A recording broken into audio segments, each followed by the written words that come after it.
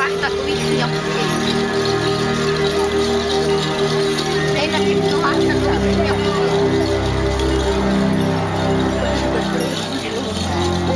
Jsou průzky.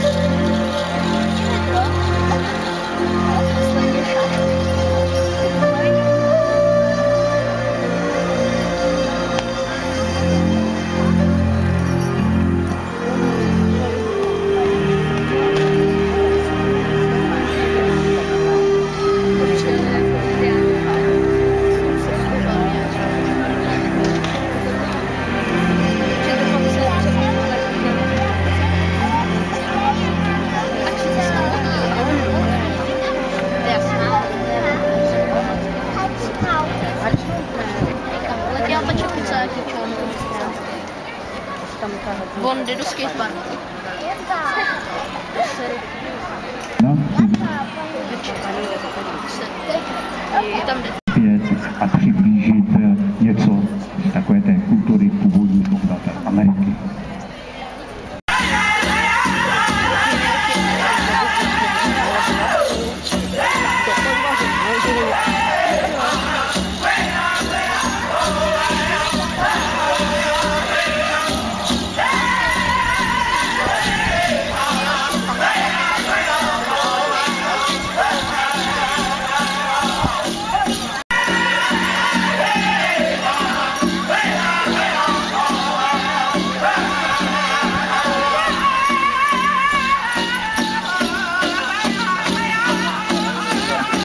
Samozřejmě se můžou klidně zapojit paní učitelky, není v tom žádný problém, ale tento hradní tanec je určen hlavně pro děti, takže hodně kluci, nebojte se, musíte se, pojďte sem k nám, protože to je právě teď chvíle pro vás, takže pojďte, nebojte se, nesmíte se, zvládnete to, my jsme koukali na myslím vaše vystoupení, tak já myslím, že tohle zvládnete úplně bez problému.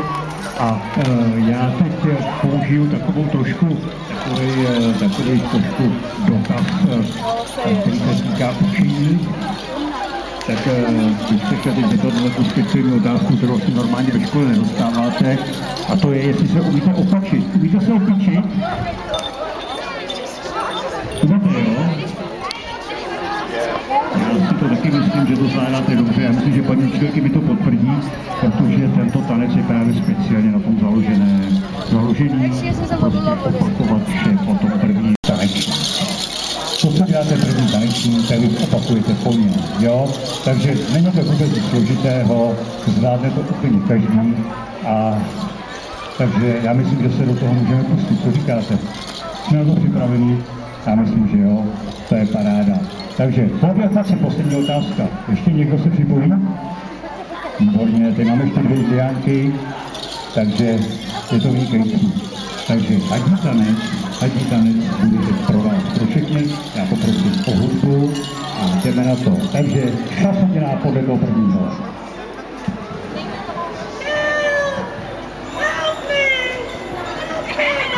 Ano, to je přesně ono.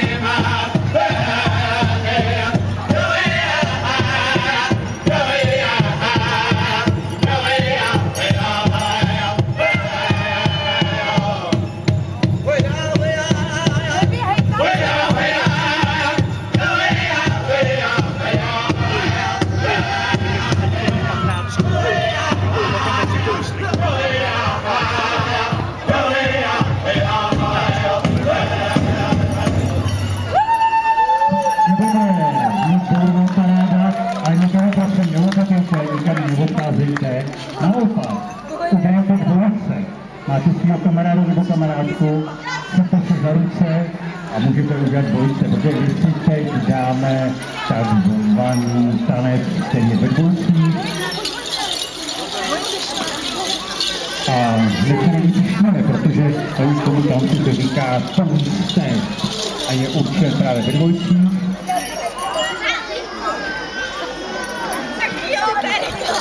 A tento tanec, takže uvidíte prosím dvojice, já vám za chvilku ukážu, jak se máte chytit a krásně podle toho půjdeme, jo. Takže je to ve dvojce.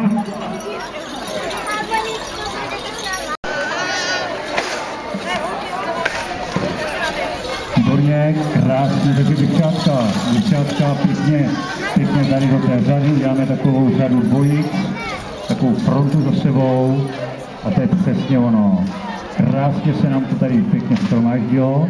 Přátelé, tento tanec je trošku složitější, jo? To jenom, abyste viděli, je malinko složitější, ale pořád je ve stejném stylu, pořád děláte to, co se děje před váma. Je to pořád stejný, jo?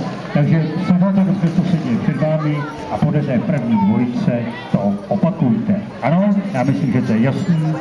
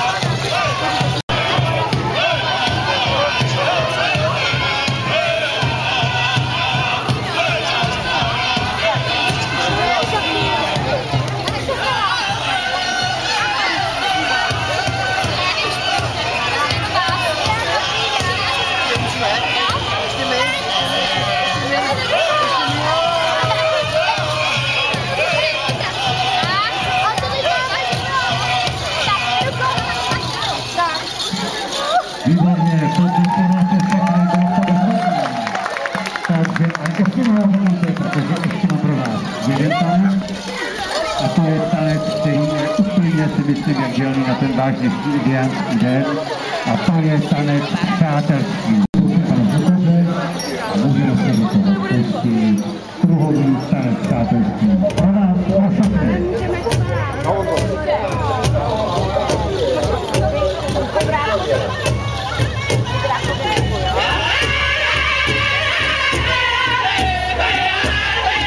Yeah!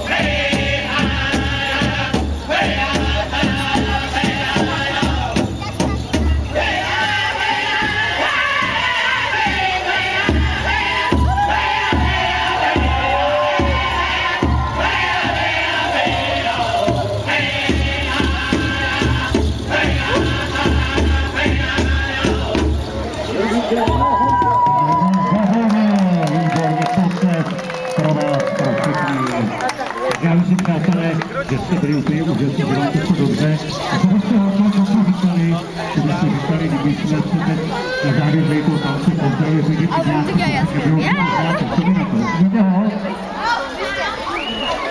To taky, takový ten klasický, ten víte ho? To máte fakt jako ideální? My jsme si vzali teleskop a Nevíte? a dostaneme se tam dolů. Tak to zkusíme.